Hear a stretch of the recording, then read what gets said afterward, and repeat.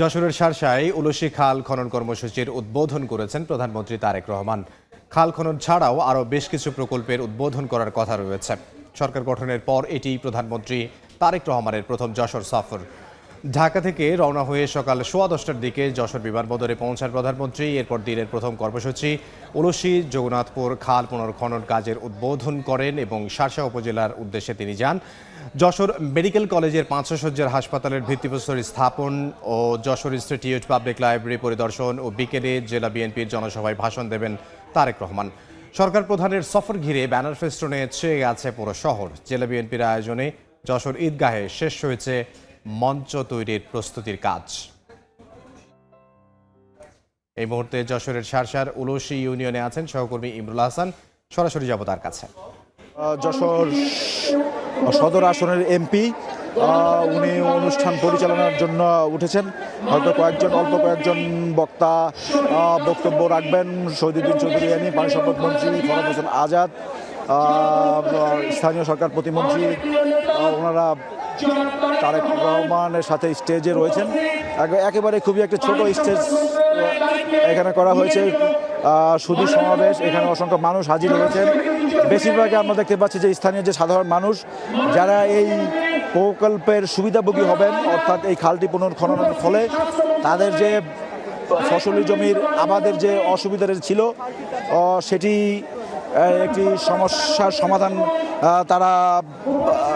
সমাধান হবে এই প্রত্যাশাকে সামনে রেখে তারা মূলত এই কর্মসূচিতে এসেছেন এবং তাদের প্রত্যাশা এই খাল পুনর্খননের ফলে তাদের যে প্রত্যাশা সেটি পূরণ হবে।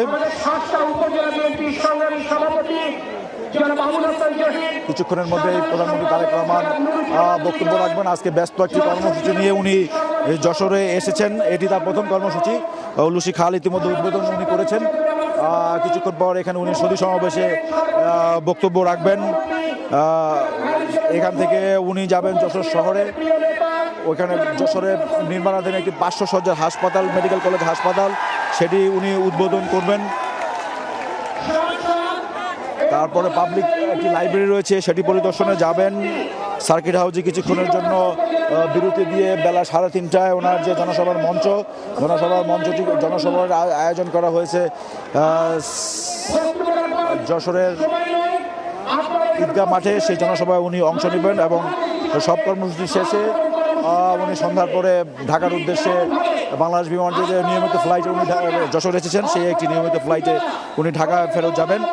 দর্শক যারা পরে যুক্ত হয়েছে তাদেরকে জানিয়ে রাখি, ইতিমধ্যেই প্রধানমন্ত্রী তারেক রহমান উনি এই উলসী খাল যশোরের শার্শায় সেটির যে পুনর্খননের কাজ সেটির উদ্বোধন করেছেন। নিজে কোদাল হাতে মাটি কেটে সেই পুনর্খননের কাজ উনি উদ্বোধন করেছেন। অসংখ্য নারী পুরুষ তারাও কোদাল হাতে তার সাথে এই কর্মসূচিতে অংশ নিয়েছেন। সরাসরি ছিলাম যশোরে, যোগ দিয়েছিলেন সহকর্মী ইমরুল হাসান।